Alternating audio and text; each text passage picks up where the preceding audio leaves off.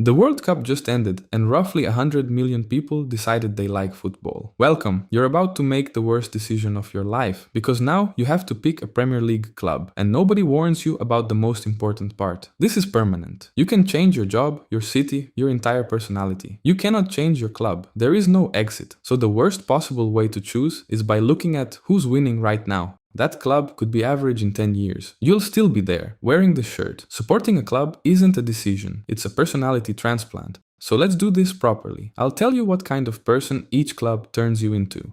First question, do you want to win and do you want to win immediately? Then there are two clubs for you, and the first one just changed its entire personality. Arsenal are the champions of England, and you need to understand how genuinely strange that sentence is. Arsenal are the person who spent 20 years telling you they're about to turn their life around. Every single season began with somebody saying this is finally their year. It was not, in fact, finally their year. This happened repeatedly. Somebody actually studied this. Arsenal fans came out as the most criticized supporters in England, 43% negative. The main complaint was celebrating like champions without being champions. And then they actually turned their life around. Nobody was prepared. There is no known cure for this. But the genuine case for Arsenal is strong, and it's about how they play. Every throw-in is planned, every corner is a rehearsed routine. They treat set pieces the way engineers treat bridges. If you like football that feels like architecture, this is your club. One small side effect, you'll hear about this title until roughly the year 2040. The other option is Liverpool, one of the two most supported clubs on the entire planet, and a European night at Anfield is the best experience in club football. That's not fan talk. Opposition players describe it as physically unpleasant. That's the highest compliment in the sport. There is one condition attached, and it is non-negotiable. You will hear about a night in Istanbul in 2005, within about 4 minutes of meeting any Liverpool supporter. Every time you weren't there, you'll still know every detail of that night for the rest of your life. And eventually, you'll be the one explaining it to somebody who wasn't born yet. But maybe winning immediately isn't actually what you want. Maybe you want a story instead.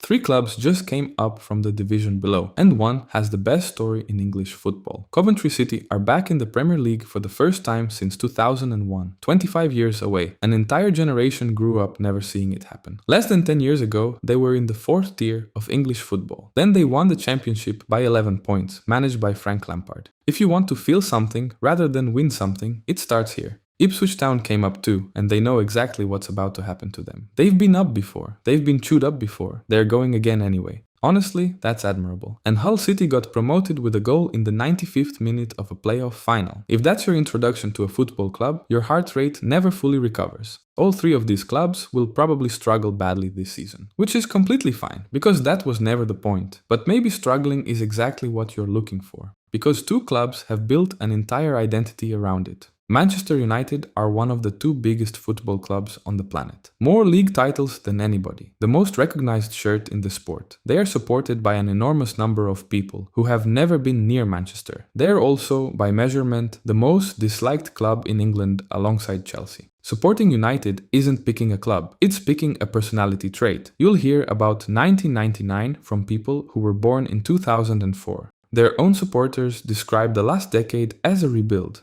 It has been a rebuild for over 10 years now. At some point, the scaffolding just becomes the building. Here's the thing though, when United finally click, nothing in football is louder. And historically, they always eventually click. That's the trap. The other option is Tottenham, and Tottenham are genuinely unique. They have the best stadium in Europe. That's close to consensus, not opinion. They play genuinely brilliant attacking football most weeks, and they will get your hopes extremely high every single season. Then, at the exact moment it matters most, something happens. Spurs are the club that reaches the final level and then remembers they left the oven on. That isn't a flaw in the club, that is the product. That's what you're actually buying when you pick them. Support Spurs if you believe hope is more interesting than certainty. And honestly, some of the most loyal supporters in England made exactly that choice. But maybe you don't want pain, maybe you'd rather feel clever. And if your club hasn't come up yet, don't panic. Subscribe while you wait, because all 20 are in here. Some clubs can't outspend anybody, so they outthink everybody instead. Brighton are, functionally, a talent farm with a football club attached. The pattern never changes, and it works every time. They find a 19-year-old in a league you have genuinely never heard of. 18 months later, he looks like one of the best players in the country. Then they sell him for £60 million and immediately start again. Their owner is a professional poker player, which explains an enormous amount. amount. So you will fall in love with a midfielder and then he'll simply be gone. You'll be told it's good business. It is good business. You'll still be sad. Brentford do the same thing, except they're basically a spreadsheet that learned to play football. Their owner is also a professional gambler, this time with a maths degree. They turned set pieces into a weapon while everybody else was ignoring them completely. Support Brentford if you enjoy being right before everyone else and mentioning it afterwards. And then Bournemouth, who are genuinely absurd when you stop and think about it. Bournemouth is a quiet seaside town of about 180,000 people. It has a beach, a pier, and a Premier League football club. One of those three things makes absolutely no sense. 10 years ago, they were in the 4th tier. Now they beat clubs worth £1 billion. Support Bournemouth as a permanent reminder that football is still ridiculous. But maybe you don't care about clever. Maybe you just want noise. Then, these 5 clubs will ruin your voice and take over your weekends. Newcastle fans describe their own club as regionally rooted and emotional. That's the highest regional identity score of any club in the league, and it is obvious immediately. In Newcastle, the club isn't part of the city. The club is the city. They also remove their shirts at temperatures where other humans wear coats. The football is almost secondary. The noise is the entire point. Sunderland are a city that treats their football club like weather. It's always there, you can't control it, and it affects absolutely everything. They got a Netflix documentary made about them, and it was mostly about heartbreak. They spent years in the lower divisions, and tens of thousands still turned up every week. That tells you more about a football club than any trophy cabinet ever could. Leeds are a very fast car with genuinely questionable brakes, one of the biggest and most emotionally exhausting fan bases in the country. Leeds do not do quiet seasons. They've tried, they physically cannot. Clubs with no connection to Leeds sing songs about Leeds. That's a strange kind of fame. You will be completely drained by October. Every year, forever.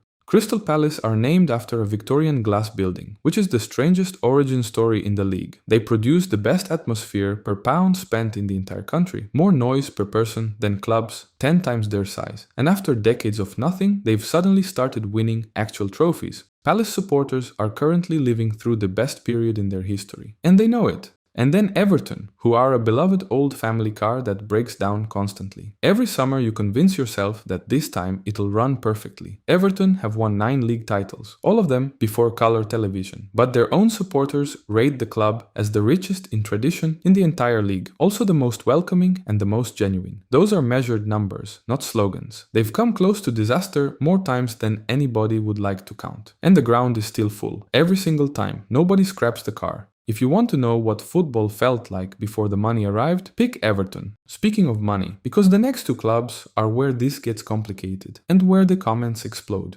Chelsea's transfer strategy is somebody's first ever video game save. The plan is to buy every promising teenager on the entire planet, then give them contracts longer than most people's mortgages. You will have 47 midfielders. All of them are 19, all signed until 2033. It should not work, it makes no sense. It should collapse immediately. And then it spectacularly does work, and they win another trophy nobody expected. At this point, Chelsea have won almost every trophy that exists. They're basically waiting for somebody to invent a new one. Support Chelsea if you want a club that is physically incapable of being boring. And then Manchester City, who spent a decade as football's final boss. If you loved watching Haaland score every single week, this is your club. He scores roughly every 80 minutes he spends on a football pitch. That's not normal. And if you love the most beautifully organized football ever played in this country, also this club. But every single trophy arrives with an argument attached to it. You will win a lot, and you'll be told constantly that it doesn't really count. And now Guardiola has left, which changes everything. City supporters are about to find out whether that argument was ever fair, which honestly makes this the most interesting season they have ever had. But maybe you want none of this. No arguments, no chaos, no drama. Maybe you just want peace.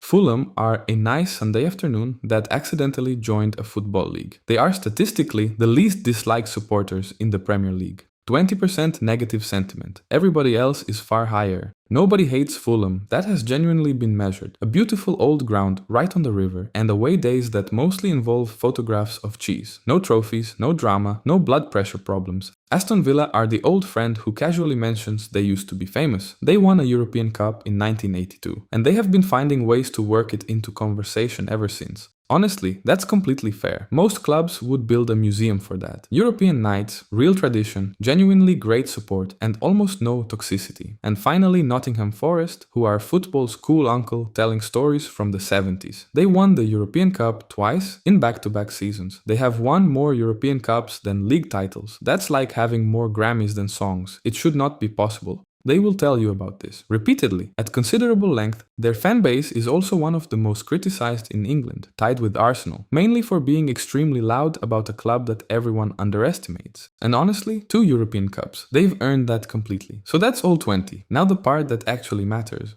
There is genuinely no wrong answer here, except one. Do not pick a club because they happen to be winning right now. Trophies move around constantly. City just found that out. Arsenal waited 20 years for theirs. What doesn't move is how it feels to be one of them. So pick based on how you want to feel on a wet Tuesday night in February. When it's freezing, the game is 0-0 and none of it makes any sense at all. Because that is what supporting a club actually is. Not the trophies, the Tuesdays. So tell me down below, which club did this video actually give you? And be honest about whether you already supported somebody before you clicked. If I got your club completely wrong, the comments are right there. Go on. And subscribe, because the season starts in a few weeks and it's going to be chaos. Welcome to English football. You're stuck with it now. Now you see it. The game has not changed. You have? You're welcome.